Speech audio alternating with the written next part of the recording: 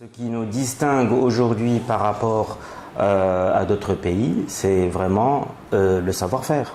Notre savoir-faire est très haut de gamme, très technique plutôt, et nous avons une main-d'œuvre quand même qui est assez qualifiée. Par contre, en termes de main-d'œuvre, nous avons de plus en plus de difficultés à trouver des personnes qui veulent travailler dans le secteur textile, des personnes qui sont aptes à aller vers les régions de l'intérieur pour justement intégrer les usines. Nous travaillons en sous-traitance, très peu, en produits finis, assez, et en co-traitance, donc c'est la majorité de notre travail.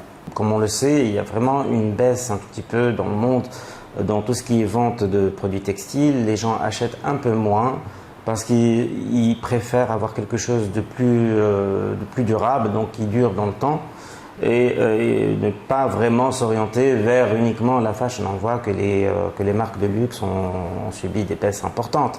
Il y a la contrefaçon aussi qui leur porte préjudice. Et malheureusement, dans certains pays, la contrefaçon n'est pas du tout réprimée. Donc par conséquent, il faut vraiment que nous soyons compétitifs en termes de prix pour encourager les gens à acheter. On doit être top au niveau de la qualité. Donc pour avoir vraiment des gens qui vont acheter des produits de qualité à bon prix.